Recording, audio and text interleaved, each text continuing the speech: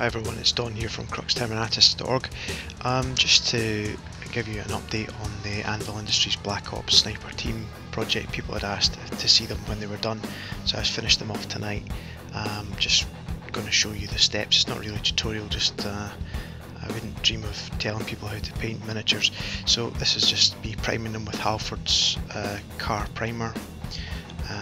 I found that the best for sticking to sort of resin Forge World models, or indeed Anvil Industry models, and I'm just going for a sort of sandy, deserty, scrubby kind of camouflage, starting off with a nice base and then painting some simple green stripes. That's Catachan green stripes going on there, and at this stage it looks, you know, very uncamouflage like, but it does look a bit better later on. So that's the squad more or less done. And then I'm using some Citadel brown there, and what I'm going to do is I'm going to go around the base of the cloak where it's going to be slightly more muddy from experience traipsing through fields. You know, your trousers or your cloak or whatever gets a bit muddy. Not that I wear cloaks very often, but you know what I mean. So I put a couple of extra layers on at the bottom, and then I sort of fill in the colour basically of the rest of the model with my fabulously cheap and simple airbrush, because my very expensive Evolution one is CAC, and I don't know if I'm doing it something wrong, but I always seem to get the £12.99, £14.99 ones to work, and the one that I spent £129 on is rubbish. So there you go. So anyway, so you can see the camouflage starts to take shape, but it doesn't really look proper until it's been washed, which we'll come to in a minute. So after I put the Bestial brown on and the Vermin brown, I actually go back over it with the sandy just to sort of mute the colours together, and this is really something I've learned through experience. Now I'm going to paint the ammo pouches and weapon equipment. I've gone for an MOLE colour scheme here. I know it doesn't look particularly awesome at this stage, but give it a minute and you'll see it actually looks alright. So that's Vallejo made Model Air US sand colour on top of a scorched brown background, and basically just painting sort of dots and chips.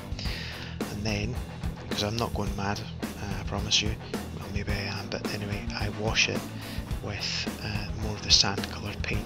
If you actually take a look at any sort of combat photographs of squaddies around the world, you'll see that their kit's never pristine. It always looks dusty and like it's been well used. So that's me showing you on the left, obviously, one that's been washed and one on the right that hasn't been. And then I'm going to use Bada Black and a little bit of flow improver for the guns, or the rifle should I say. You all know how to do this anyway. You certainly want to be looking at other tutorials or how-to videos than this for how to do washing, so I won't insult your intelligence. The bottom line of it is I left the colour of the barrels and two of the rifles slightly more silver than the others, just to see what the difference was. I used the Vallejo Game Colour wash, and it looks awesome at this stage, but it was horrific when it dried. It dried with white residue all over it. It took me about 4 or 5 attempts with a cotton bud. That's a Q-tip for my American friends to try and get rid of it. The wash itself is quite good, but it left really bad residue that took an age to clean up, so I'll just stick with Griffin sepia from now on.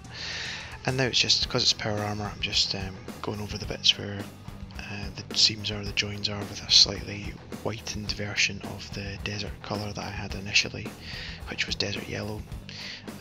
I used both the Citadel version of that and the Tamiya version for this, a mixture of both, because I've run low on them.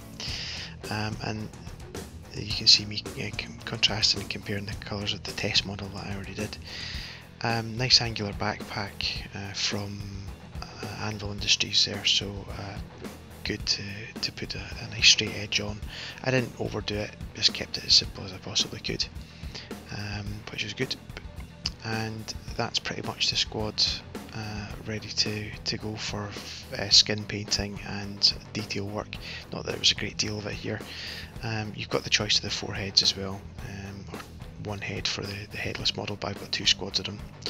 I used my life colour skin kit for the first time. Bidge swears by this stuff, and to be honest, I wasn't that impressed, but I'm probably using it wrong. In the end, I sort of bottled it and went back to my tried tested dwarf flesh, elf flesh, and a bit of everything else. And this is me after painting the lenses. You can see the camouflage pouches really work there. Painting some lenses on, painting some hair on the two guys with hair. I've been given the feedback that I shouldn't have painted the eyes. I take that on board because the guy who gave me that feedback's an awesome painter, but I don't think it looks particularly bad. I certainly prefer these models and how easy they are to paint and how they look painted to the Games Workshop ones. I've always said that, but I really do like the effect of these guys. I cannot wait to get them on a tabletop. The only problem is they probably will die very quickly, but I don't really care. I took on a project to do it, loved the models, wanted to paint them up. People asked to see them painted. That's what they look like painted.